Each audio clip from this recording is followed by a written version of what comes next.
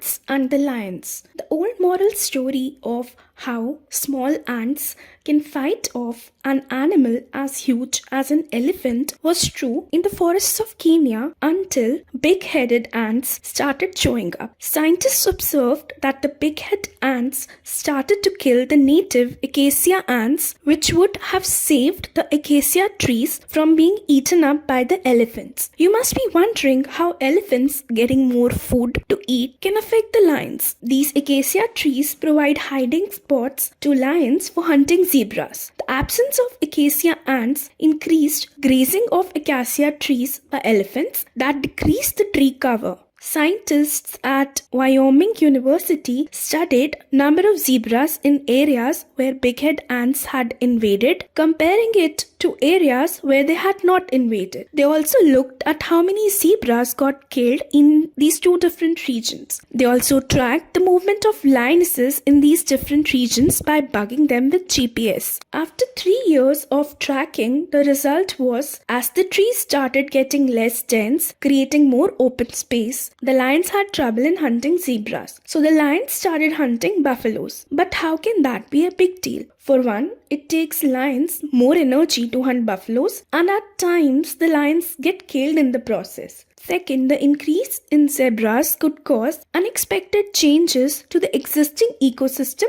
of these savannas in Kenya. The study is a beautiful example of how one small change in the ecosystem can have big effects. Can we use the immune system to slow aging? Our immune system have a specific type of cells called T cells, which are trained inside the body to recognize other specific cell types, which could be pathogens or infected cells.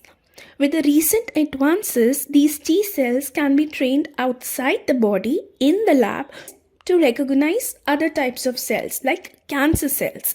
These trained cells are called as CAR T or chimeric antigen receptor T cells. These T cells then recognize specific molecules that are present on the surface of a specific cell type. The aged and defective cells in the body are called as senescent cells, and they are the ones that have stopped growing and dividing because of damage. These cells usually release signals to call immune system to destroy them and are important for preventing cancer and cause healing after injury.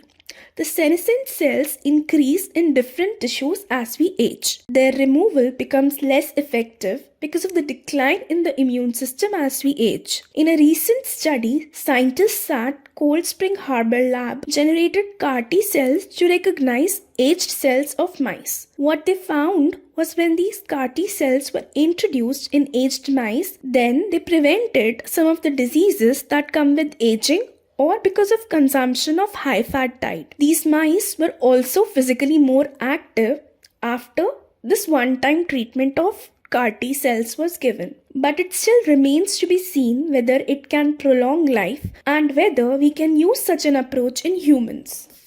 Stress and the bacteria in the intestine. We all have heard examples of how stress can upset one's stomach, but in severe cases, a disease called as inflammatory bowel disease is seen with stress that persists for a long time, also called as chronic stress. And this causes swelling of the intestines, abdominal pain, and diarrhea. In a recent study, scientists at China Pharmaceutical University found that when mice were given chronic stress for 2 weeks, they could not produce enough cells in their intestines to protect from infections, and so that caused swelling or inflammation. A specific type of bacteria of the Lactobacillus genus was found to be increased in their gut.